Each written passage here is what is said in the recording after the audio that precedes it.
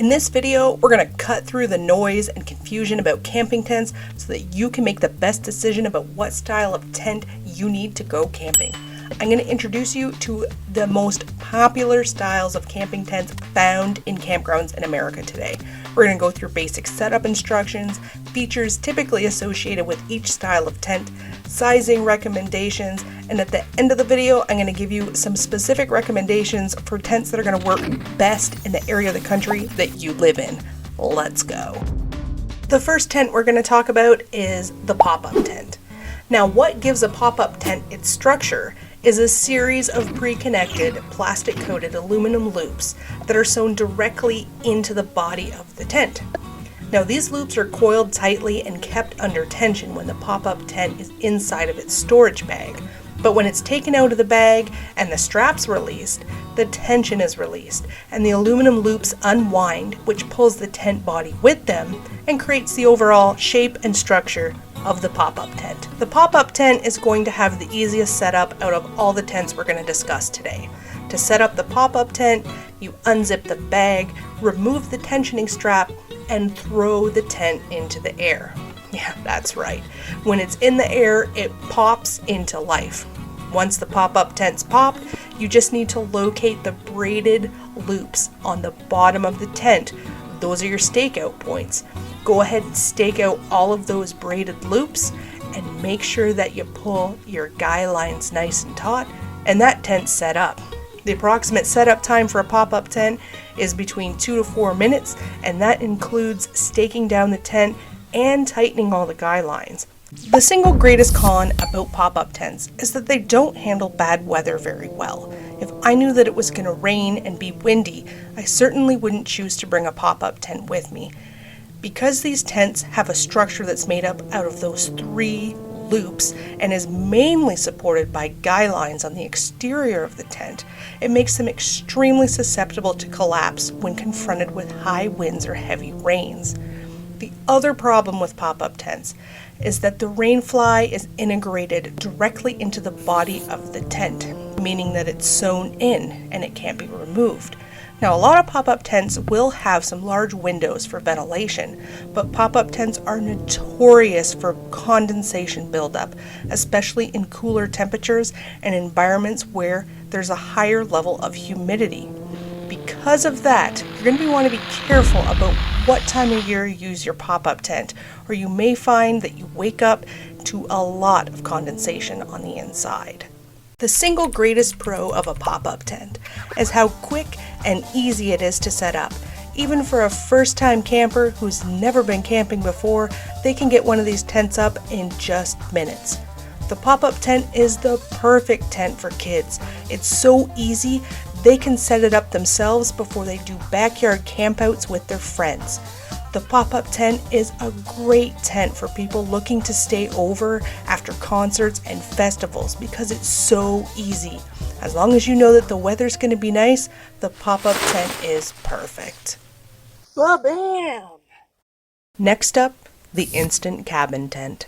The instant cabin tent is a square or rectangular shaped tent with very high side walls, giving it a lot of headroom and minimal peak at the top of the tent. What gives the instant cabin tent its structure are large telescoping aluminum poles that are permanently connected to a center disc at the very top of the tent. The base of those poles are sewn directly into braided straps on the outside of the tent floor. When the poles are extended and unfolded, the instant cabin tent takes its shape. The frame of the instant cabin tent is entirely on the outside of the tent, with the tent body being suspended beneath the poles with a series of clips or straps. The poles typically run upwards at each corner of the tent, and some of the larger cabin tents are going to have extra poles that also run vertically on the side walls for additional support. To set up the instant cabin tent, first pull upward on the plastic disc connector at the top of the tent. Unfold each of the top angled arms and telescope the vertical legs until they click and lock into position. Once all the legs are snapped into place, space out each of the legs so that the bathtub floor is nice and taut before staking the tent down. Then, all that's left to do is to connect your guy lines draw them nice and tight, and stake them down. An instant cabin tent can be pretty easily set up by one person in 5 to 7 minutes, including completely staking out the tent and attaching all the guy lines. Although for some of the larger cabin tents that have a capacity larger than 6 people, it's best set up with 2 people. The single greatest downfall of a cabin tent is how humongous these tents are when they're in their storage state. They take up a huge footprint inside of your vehicle when you're heading out to the campsite, and then once you get home, they take up a fair amount of space in your garage or your basement. Cabin tents tend to be prone to condensation, especially if you're using them in wet environments or environments where the temperature is going to drop off at night. And that's because, although there's a couple of large vents at the top of the tent is a single wall tent, meaning that it has very little breathability. If it's nice outside, I would recommend opening those windows at least a little bit to allow some more airflow. But if you have to keep the windows closed up to keep the rain out, you may find that your gear still ends up getting damp. And that's not from rainwater, that's going to be from the condensation buildup. It's important when you're looking for a cabin tent, if you're planning on using it in cooler environments or places where you know you're going to experience a lot of dampness, to look for a tent that has a rain fly, that has large mesh sections sewn directly into the top. This way it's going to increase the amount of ventilation in there and drastically going to reduce your chances of experiencing condensation.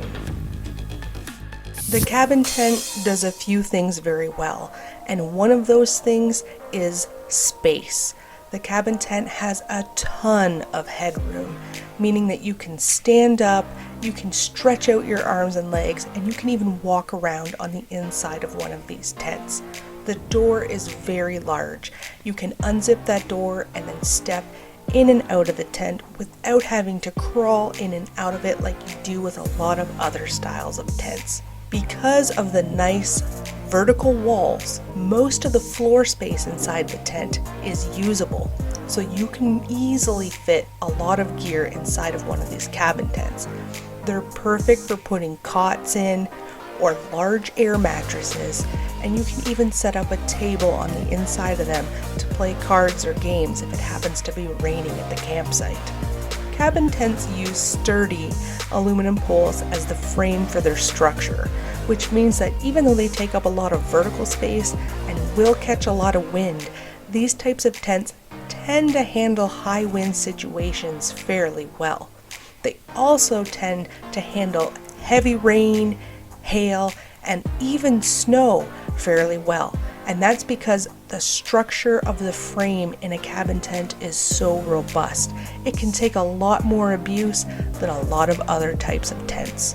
Cabin tents are super easy to set up. Even if it's your first time camping, you can get one of these tents up within just a few minutes. The other nice thing about these tents is that they make great road tripping tents. They're easy to throw in your car and throw up once you get to the campsite, and they tolerate being set up and torn down multiple times. They're a very durable tent that's going to last. Now we're going to talk about the classic dome camping tent. The dome camping tent is America's most popular style of tent, and there's a few good reasons for that. First of all, they're widely available at a number of big box stores, so they're very easy to get your hands on one if you decide that you want to go on a camping trip on an impromptu whim.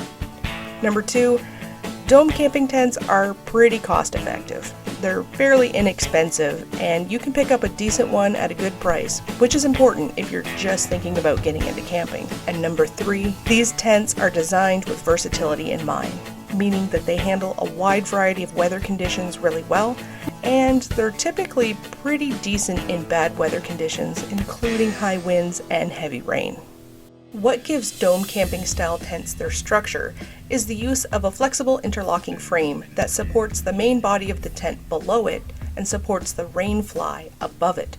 Dome camping tents use 2 or 3 interlocking shock corded poles, which are hollow fiberglass or hollow aluminum tubes with metal housing connectors on each end that allow them to be interlocked together. When the segments are interlocked together, they create a thin, flexible pole about 1/8 of an inch to 1/4 of an inch in diameter that's tucked into a pocket or pin at the corner of the tent floor and arched diagonally across the tent to the opposite corner. When the tent poles are crossed, they create an arch effect, which becomes the frame of the tent.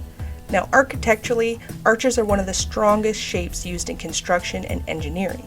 So having 2 or 3 arches built into the frame of your tent is a key factor in the dome tent's ability to hold up to high winds, heavy downpours, and snow. One of the big distinctions between dome tents and other styles of tents is that a dome tent is a double wall tent.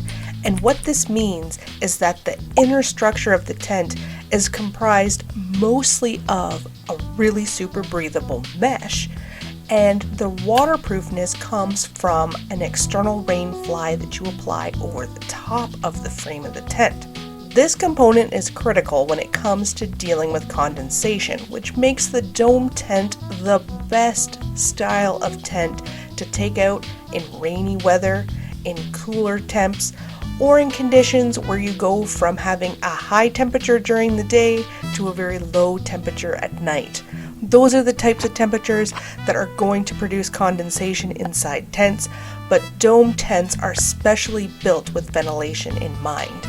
Essentially, the entire tent is a large vent with a 2 to 3 inch gap between the rain fly and the large mesh on the interior of the tent.